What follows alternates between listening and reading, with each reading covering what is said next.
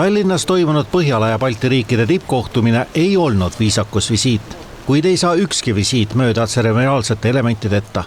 Vahtkond rivistati Kadrioru lossi ees üles, turvaiad tavalisest veidi kaugemal koos uudistajatega, kellest enamus olid Kadriorgu juhuslikult sel ajal sattunud Suurbritannia turistid. For me it would be a huge pleasure to see him. He is so famous and much to be admired. He's a very popular politician. He's a good man. A famous man. Yeah. And it's not often that you just happen on a tour to come across someone that is known throughout the world. Paljuski on Zelenski kohtumised läbirääkimised konkreetsete nii Ukraina kui teiste riikide vajaduste üle. Tallinnas olid tal kohtumised Eesti ja Soome presidendiga ning Põhjala ja Balti riikide tippkohtumisel kokku 8 peaministriga. Ukraina on muutunud abi saamise kõrval ka oma sõjakogemuste jagajaks.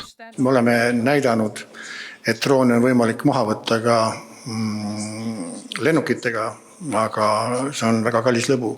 Ehk teised me peame leidma siis võimaluse, et kasutada Ukraina ekspertiisi ja see технологія võimalused tuua siia. Коли з'являється український дрон, ми розуміємо, що вони можуть змінювати курс наших дронів.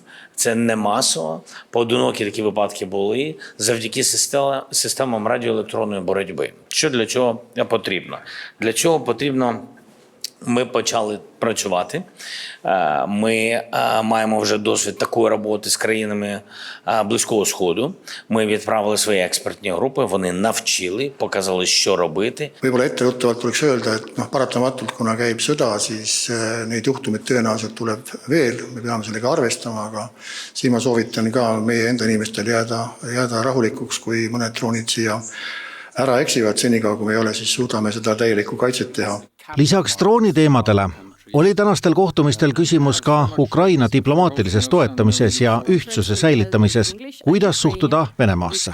I would say that Russia's assessment, and hopefully they won't make the mistake, but right now is quite correct that they don't have the ability to do anything against European Union and NATO, but let's keep it that way, that they don't make the mistake thinking that they can do that.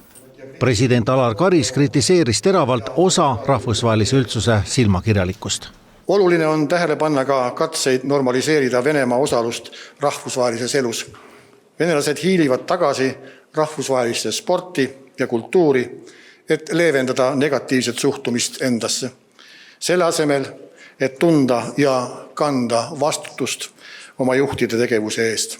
President Zelenski sõnul peab esimene samm olema relvarahu ja seejärel rahuleping, kuid relvarahugi olevat keeruline küsimus, sest kuidas näiteks tagada, et rahu varjus ei ületa venelased halli ei kellegi maad ehk niinimetatud tapatsooni.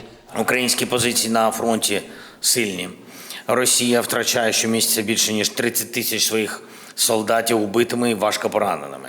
Сильний і наш далекобійний вплив на російську логістику, на російську нафтопереробку, на російське військове виробництво. У тимчасово окупованому Криму та у частині регіонів Росії вже дефіцит бензину і місцями немає нормального зв'язку. Tõenäoliselt see suvi on üks võimalust aken, et suruda nii meie survega Venemaale kui ka diplomaatiliste kanalite läbi lõpuks ikkagi Venemaa läbirääkimiste laua taha, et see sõda ära lõpetada. Nii nentis täna president Alar Karis, lisades, et Ukraina liitumiskõnelused Euroopa Liiduga tuleks algatada juba juunis.